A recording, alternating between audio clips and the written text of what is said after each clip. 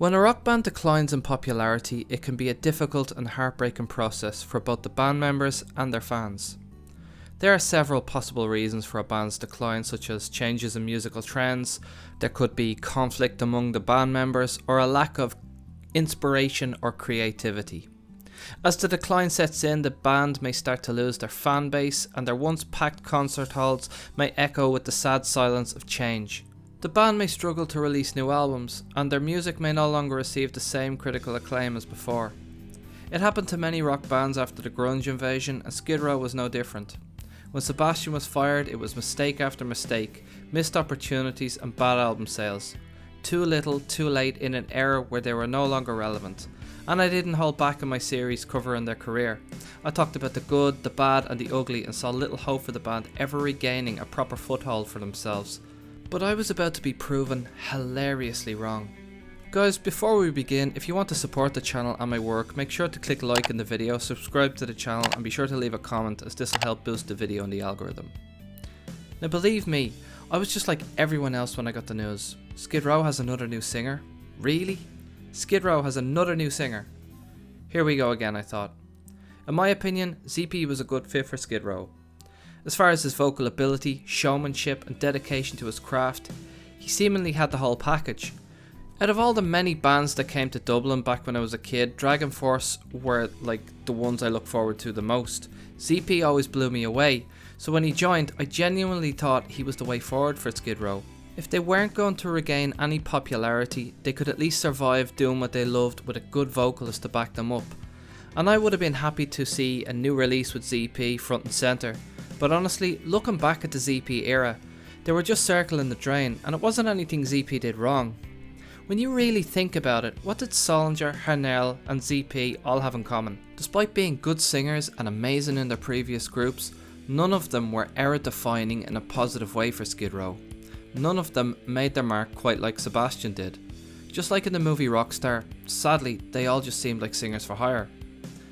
A defining singer in a rock band is someone who brings a unique and powerful vocal presence to the music, someone who can captivate and engage the audience with their performance. And Sebastian Bach did just that. He was a loudmouth, larger than life, ADHD run amok, picture perfect sex symbol rock star. He was sex, drugs, rock and roll, and he was the embodiment of the song You've Gone Wild. He was by no means perfect. He at times landed the band in some hot water, and at the best of times was probably not the easiest person to deal with. But without him, Skid Row would have never had a #1 album on the charts. Without him, none of us would even know or care to know who Skid Row are. His voice, his image, was all key components to what made Skid Row the band they were. Which is why his era in Skid Row was the most defining, and why a majority of the Skid Row fans refused to acknowledge any new singer that entered the Skid Row camp thereafter. That was until Eric Gronwell joined the ranks. Over the course of a year and a half, I've witnessed an unprecedented comeback and a shift in fan opinion, and in my own, and it's all down to this one amazing guy. Eric Gronwell is a Swedish singer and songwriter best known as the lead vocalist of the Swedish rock band H.e.a.t. He was born on April 3rd, 1987 in Nivista, Sweden. Gronwell rose to fame in 2009 after winning the Swedish singing competition show Idol. Following his win, he released his debut single Higher, which peaked at #1 on the Swedish singles charts. In 2010, Gronwell joined the Swedish rock band H.e.a.t as their new lead vocalist. He has since released several successful albums with the band, including Address the Nation and Tearing Down the Walls. Gronwell's powerful and dynamic vocal range has been a defining characteristic of H.e.a.t's sound. Gronwell is highly regarded for his exceptional vocal abilities and charismatic stage presence. He has won several awards for his music, including Best Live Act at the 2014 Swedish Metal Awards. Growing up, he was heavily inspired by the likes of Queen, Guns N' Roses, Little Richard, Pantera, and of course Skid Row. He has also trained in the martial arts of boxing and Aikido. But it hasn't all been smooth sailing for this man. In 2021, Eric was diagnosed with leukemia, a type of cancer that attacks the white blood cells and bone marrow in his body. In August of that year, he was given a bone marrow transplant and his journey towards recovery began. During his recovery, he lost a lot of weight and lost his hair completely. Desperate for a creative outlet, Eric decided to start a YouTube channel to perform cover songs and take his mind off what he was going through. 6 months later, Eric's channel caught the attention of Rachel Bolan. Rachel liked what he saw and asked him to join the band for a string of shows in Las Vegas, opening for Scorpions, and from that point on, he was the new singer of Skid Row. He has toured with Skid Row in the past with his old band H.e.a.t, and according to Sabo, he had been on their radar ever since. With Gronwell at the helm, Skid Row are doing the impossible and seem to be taking off again.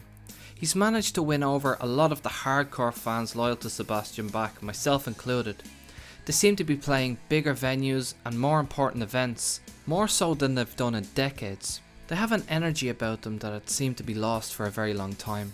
They even look like themselves again, almost kinda resembling how they looked in 1991. And I know you might not think something like that is important, but you gotta remember, back in the day Skid Row invested heavily in their image, even if they'll never admit to it. In their heyday, everything from the clothes they wore, to what accessories they chose to match it all with, to how they styled their hair, how they posed in photographs making sure every strand of hair was doing a cascading flip just over the eyes a little. Everything was precise. Everything had to scream cool, sexy, badass rocker dude. And it did. It was genius marketing. It's why women chose to hang Skid Row posters on the walls of their bedrooms. It's what made you want to go out and buy the CD even if you didn't hear the music yet. And a lot of guys wanted to emulate their style. Image was so important, especially in the pre-internet era. TV, radio, magazines and word of mouth was the only promotions bands had. But most importantly, to a fan, that look represented something to you, because we all fought for it. It represented, and still represents, a sense of belonging in a community that loves the same music as you do. When you looked at them, you knew they were rock stars representing the best of us. Their close attention to detail, to their image, set them apart from every other band on the scene. It put them on nearly every music magazine out there. That image imprinted a memory on your mind, and when you think of the band Skid Row, what's the first thing you think of? Come on, be honest with yourself, it's probably one of the many music videos that showcase Sebastian doing 50 million hair flips. The high vocal range, the B-roll that went along with the story of the music video, the hairography of it all matched perfectly with their music, and that's not something that's easily forgotten. But when they went through that nu metal country creed phase of their career, they didn't have that familiar image anymore. The music didn't have the same sound or feel either, and I don't think any of us off the top of our heads can recall any song from that era other than Ghost or that awful revamp of I Remember You. I can understand wanting to grow and adapt like their friends in Bon Jovi did, but it just wasn't natural, and fans didn't dig it. So it was good to see that they looked like themselves again, with a singer that came from a similar type of band that could match that kind of energy. Eric's a good looking guy and he sings the songs to perfection. He has a unique look and swagger about him. How he moves on a stage, how he interacts with the crowd, the chemistry he has with the other members of the band, his positive personality and likability really sets him apart from previous members. None of the previous singers that came and went quite measured up to the standard and expectations fans had until now. The last time I seen Skid Row, the venue was small and the crowd not so big. The only reason the place was packed in the first place was because they co-headlined with Ugly Kid Joe. That was almost 10 years ago, just at the tail end of the Solinger era. Everyone at that gig were of the older generation. I didn't see any younger rockers there at all, apart from my friends, which by this point, we were all in our late 20s.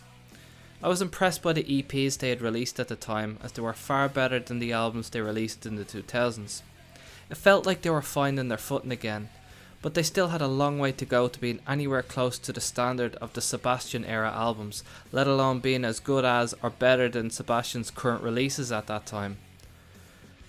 But this new album and new singer have been a rebirth for Skid Row. Leading up to the album's release, Skid Row for the first time in decades released music videos to promote their upcoming album. The Gang's All Here, Tear It Down and Time Bomb were all uploaded to YouTube along with some behind the scenes interview type videos, with Time Bomb seemingly getting the bulk of the budget and creativity. All three videos are pretty good, but Time Bomb is my favourite. Right from its heavy as fuck opening, it hooks you immediately. I just couldn't get enough. The day the album came out, I was on my way to work. I opened Spotify and there it was. I wasn't quite sure what to expect. Was it going to be another thick skin revolutions per minute job, or was Skid Row actually going to deliver the goods this time? Well, there was only one way to find out. So I hit play. The minute I heard the album's opening track, Hell or High Water, I was blown away. Everything was perfect. Vocals were amazing. Lyrics were strong. The sound was current yet reminiscent of the Sebastian era albums. I was stunned. My emotions started to overwhelm me. My god. It's actually fucking good. They actually did it. I began to tear up. During COVID, Eric was given the delicate task of finishing the album himself. He was sent over the recordings the other guys did, and Eric had to put it all together himself. Unknown to the band, Eric had never done anything like this before, but with the help of YouTube tutorials, hard work and determination, it all came together perfectly. The album was released on October 14th, 2022. It came out on streaming services, it came out on vinyl, and it came out on CD. What I love most about this album is that every song seamlessly fits with the back catalogue. It feels like an album that belongs with the rest on the shelf, something I feel like Thick Skin and Revolutions Per Minute wasn't able to do. For example, Hell or High Water's breakdown sounds similar in tone to Psycho Love's breakdown. The Gang's All Here sounds similar to songs like Can't Stand the Heartache. The song even has a little Easter egg in it referencing Tricky Little Vicky from the song Rattlesnake Shake, so I guess you could consider it a part 2. And Time Bomb reminds me of songs from Subhuman Race. Songs like Tearing It Down and When the Lights Come On have such an energy about them. All the elements are there. But it's current, with songs like Resurrected, a song with a clear message, we are back and we are coming. I suppose my only criticism is the lack of artwork. Maybe it doesn't need to have it in an age of streaming and all that, but I feel like the album would have greatly benefited from some artwork, and not just a metaphorical flag on the back of a leather jacket. Slave to the Grind had that detailed painting done by Sebastian's father, which also painted a picture in your mind about what you were listening to. Subhuman Race also had cool artwork as well. Unfortunately, any album beyond this didn't seem to have that level of love and detail, but who knows, maybe in the future they'll add some cool album art. Either way, it felt like the start of something new, like they could actually have a chance with this one, of not only pulling themselves back from the brink, but actually having a new and healthy, thriving career again, and maybe even filling a stadium. As the album neared its end, I knew what I had to do. I had to see them in the flesh. I had to be front and centre for this. The Gang's All Here world tour would soon be upon us, and the UK and European leg of that tour was going to be starting at the end of the month. I needed a ticket and a flight, so my search began. Most new albums that come out by an old band, you might listen to it a few times and forget about it because what they came out with in their heyday is where your happy place is. But I feel like this album has such replay value that you're not going to want to forget it so easily. I highly recommend checking it out if you haven't heard it yet. With a limited budget, I began looking for the cheapest return flight to the UK and a ticket for a show. Glasgow ended up being the most affordable and there were still tickets available for their show, so Glasgow it was. 24-hour job, I thought. I'll get over, see the gig, fly back home the next morning. Who needs a hotel? I'll just stay at the airport. Yeah. So on impulse, that very same day, right after hearing The Gang's All Here, I secured my flight and my ticket, and 2 weeks later I was on my way. No band, no album has ever made me feel the sudden urge to do something like that. But this new album and this new singer did. I eventually secured a hotel at the last minute because, well, I'm not in my 20s anymore and fuck staying at the airport. When I got to the gig and joined the queue, there were a lot of people already waiting and queuing up behind me. I was starting to get some odd stares. People started turning around and gawking at me and then looking away. Why did they keep looking around at me? I wondered. Then the penny dropped. I started to get paranoid. My documentary videos on the band had gained a lot of traction online. My documentary series had gained the attention of radio personality Eddie Trunk, who gave the first video in the Decline series a plug on his radio show. His reach broadcasts across the United States of America and the whole of Canada. His show is also available worldwide on various streaming services. Thanks to his praise of episode 1, the series went viral. I didn't hold back my opinions. I was fair, but I was also quite brutal and honest about the era that did suck. In an effort to silence me, Skid Row's talent agency, Aviator Management, attempted to remove them from the internet by illegally manually striking each of the videos. After this, Eddie remarked that it may have been what I titled the videos that prompted this move. Depending on whether you loved or hated my series, you were either going to be very happy or very upset to see me, I thought. A few weeks previous to this, Skid Row themselves had shared a reaction video I made talking about their music video for Time Bomb. My face and my voice was everywhere Skid Row was on the internet. I was literally front and centre on their Facebook, on their Instagram, on their YouTube. I was delighted that they chose to feature me, but also, given what Aviator had done, a bit confused. I wondered how many people in the queue had seen my videos. Then again, maybe none of them did. People looked, but no one approached me, thank God. As security ushered us into the building, I went to the bar and ordered a drink. As I went to take my place in the crowd, I had a look around. I had a good look around and took it all in. This place was huge and the energy was electric. First up we had Collateral, a hard rock type band. They had a similar vibe to H.e.a.t. They're from Kent and they absolutely blew me away.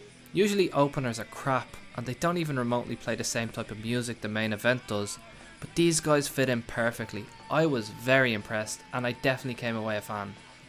Next up was Enough's Enough, or rather the bass player's version of Enough's Enough. He's the only original member. Winger was supposed to be second on the list, but instead we got them for some reason.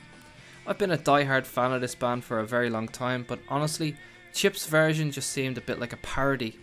For an intro he came on the stage wearing a stupid hat and oversized glasses, which has become his trademark, bopping around to circus music. Was all this a joke? What's going on here? He remained stationary for the whole set, not really moving around at all, but they performed all the songs I loved, and really well, might I add, and it made me very happy. Finally, it was time for Skid Row to come to the stage. The lights in the venue dim, and the excited chatter of the crowd begins to grow louder as the anticipation builds for the arrival of the band. Suddenly, the opening riff of Slave to the Grind starts chugging. It echoes through the speakers, eliciting a roar of excitement from everyone around me. As the music builds, the stage lights begin to flash, illuminating the silhouettes of the band members on the stage. Then Eric comes running on, belting out the first set of lyrics, and the crowd goes fucking bananas, screaming and cheering, and me right along with them. After the first song was over, he put his foot up on the monitor and looked out at the crowd. A wave of positive energy fell over the entire theatre. He smiled at each and every one of us, then suddenly, looking directly at me, Gronwell was staring me down. There's no way. Does he recognise me? For what seemed like a solid minute, in my mind, we stood looking at each other, eyes locked. Then a cheeky grin fell upon his face as if to say, "Do you get it now? Do you get it, Richie?" I did. In that moment, it all became so clear. He is one of us. We are one of him, and collectively, we are the youth gone wild. The future of Skid Row was standing before my very eyes. This wasn't just another substandard replacement singer for her. Standing before me was an icon in the making. As I looked around me, I felt an overwhelming sense of emotion and community. I was in a packed theatre in Glasgow with my favourite band, surrounded by people just like myself. The energy was palpable. The question, could this really be a new beginning for Skid Row, was answered in that very moment. As the band went into their next song, Monkey Business, everyone stood there in awe as Eric let out a thunderous roar, perfectly hitting the high note at the beginning of the song. Something none of the previous singers had been able to do properly since their younger years. But here was a man, similar in age to myself, pulling no punches as he belted out these songs the way they were meant to be heard, the way all of us pictured in our minds. He was smashing the standard that Sebastian had set and raising the bar. This moment solidified in my mind that Skid Row had been reborn, and just like that, everything changed for the better. I happily sang along with everyone until my voice gave out. It felt like the year was 1991. The venue was big and it was packed. Eric did the classic songs the justice they deserved, and the new songs too. I left that show feeling elated. It was the best rock concert I'd ever experienced, and I don't think any other show will ever match the swell of positive emotions it made me feel. Eric Gronwell saved my favourite band from irrelevancy. Since this, the Gangs All Here tour ended up being a major success, and the album has been a top seller, smashing most of the online charts. They seem to be on a solid label now as well that actually cares about them. They even got to be front and centre on Swedish TV for the Hockey Gallon celebration. Yes, you heard me right, live TV broadcasting them into almost every home in Sweden. They were high up on the bill for Hellfest this year as well. I'm really looking forward to what the future holds for them. I understand that not everyone feels the way I do about this, and that's fine. But I suppose my question to those people is, what more do you want? The new singer is amazing, the album is amazing, and they are doing well again. I for one am done dreaming of that reunion we always wanted to happen, the one where Sebastian rejoins Skid Row and they go out on a big tour and charge a boatload of cash for the meet and greets and gigs and all that bullshit and don't release any new music. Fuck that. Guns N' Roses did that, and besides a few subpar single releases, we're still yet to see a new album. So again, fuck that shit. I don't want it to happen anymore. Sebastian is good enough on his own anyway. His solo music is amazing, and I want to see more of what Eric has to offer. I feel like the torch has finally been passed to a worthy successor. However, it would be nice to see Sebastian and Skid Row bury the hatchet and do a co-headline gig. Could you imagine it? Both names side by side on a poster outside a place like the Whiskey A Go Go. I think it's fair to say that I and many of the fans could live with something like that. Something like this would also make a lot of sense financially and personally. Both bands could do their set and then come together and share the stage for songs like Youth Gone Wild and I Remember You. Both Eric and Sebastian sharing the vocals, that's the new dream. So if any of the members of Skid Row happen to be watching this, please at least think about it. Bridge the gap, because life is too short. And to everyone else, thank you very much for watching this video. I really hope you enjoyed it. Thank you so much. Till next time, bye for now.